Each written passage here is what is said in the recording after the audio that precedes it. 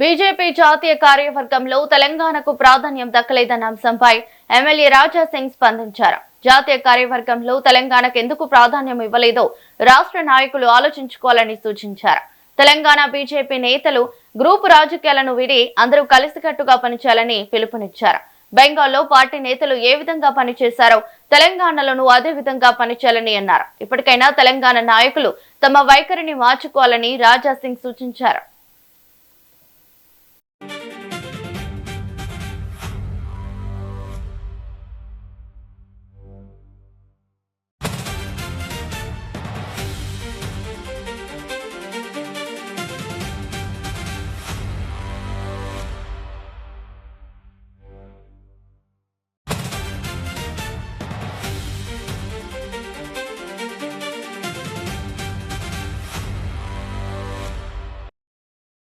BJP జాతీయ కార్యవర్గంలో తెలంగాణకు ప్రాధాన్యం దక్కలేదన్న అంశంపై ఎమ్మెల్యే రాజా సింగ్ స్పందించారు.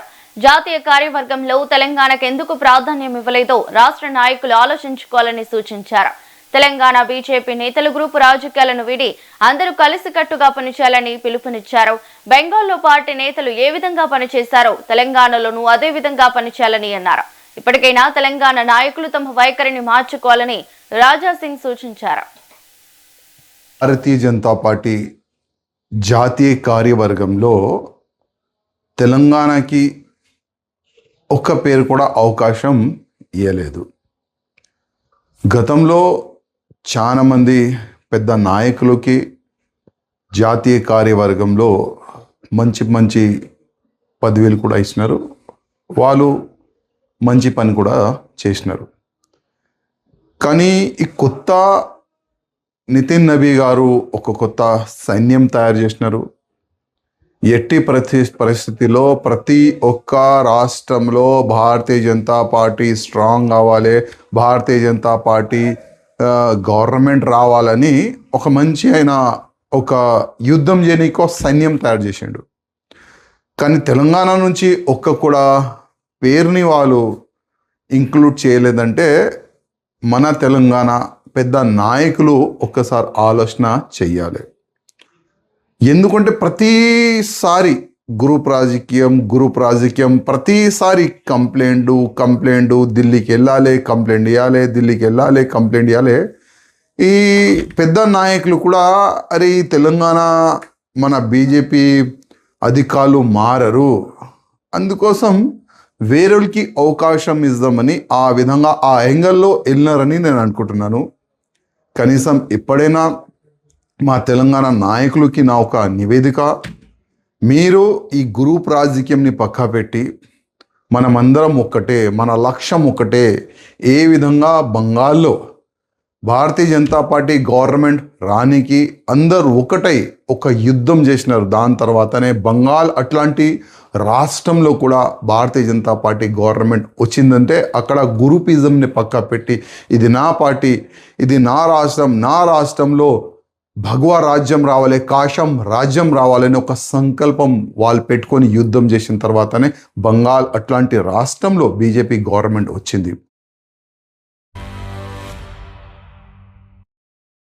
ఇక బెంగాల్లో పార్టీ నేతలు ఏ విధంగా పనిచేశారో తెలంగాణలోనూ అదే విధంగా పనిచేయాలని అన్నారు.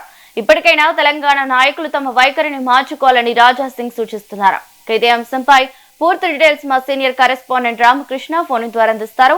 రామకృష్ణ, చెప్పండి.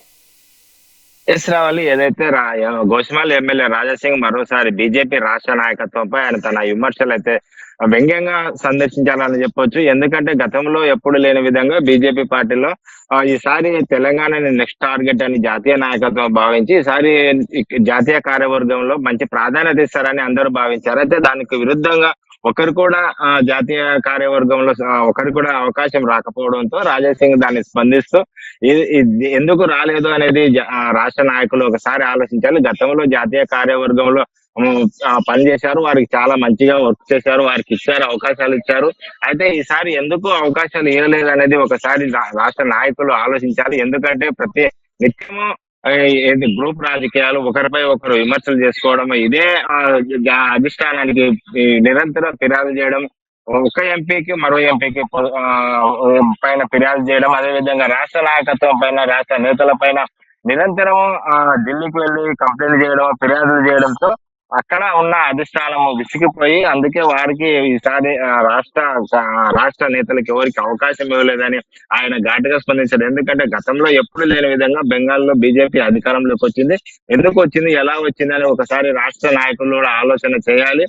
గతంలో ఎప్పుడు లేదా పశ్చిమ బెంగాల్లో అది డిఫికల్ట్ గా ఉన్నప్పటికీ పశ్చిమ బెంగాల్లో విజయం సాధించారంటే అందుకు కలిసికట్టుగా పనిచేయడం, అదే విధంగా కాషాయ జెండా ప్రతి రాష్ట్రంలో ఎగురవేయాలనేది లక్ష్యంతో వాళ్ళు పనిచేశారు. అదే విధంగా ఈసారి నితిన్ నబీన్ కూడా కొత్త నాయకత్వాన్ని ప్రోత్సహించడంతో పాటు అన్ని రాష్ట్రాల్లో బీజేపీ అధికారం రావాలనే లక్ష్యంతోనే ఆయన ఒక కొత్త టీం ను తయారు చేసుకున్నాడు. ఆ కొత్త టీంలో ఎక్కువ శాతం యువతకు, మహిళలకు ఎక్కువ ప్రాధాన్యత ఇచ్చాడు.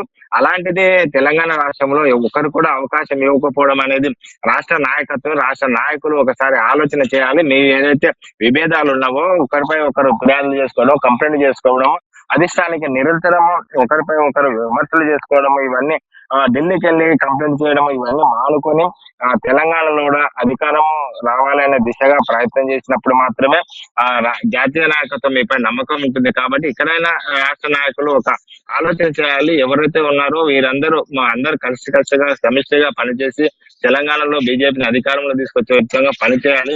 నా రాష్ట్రం, నా తెలంగాణ అదే కాషాయ జెండా ఎగరవేయాలనే లక్ష్యంతో పనిచేసినప్పుడు మాత్రమే మనం విజయం సాధించగలమని ఆయన రాజాసింగ్ చేసిన మరి గ్రూప్ రాజకీయాల ఆరోపణలు ఏవైతే ఉన్నాయో అవి కిషన్ రెడ్డి లేదా ఇతర ముఖ్య నేతలు అధికారికంగా ఏమైనా స్పందన ఉందా?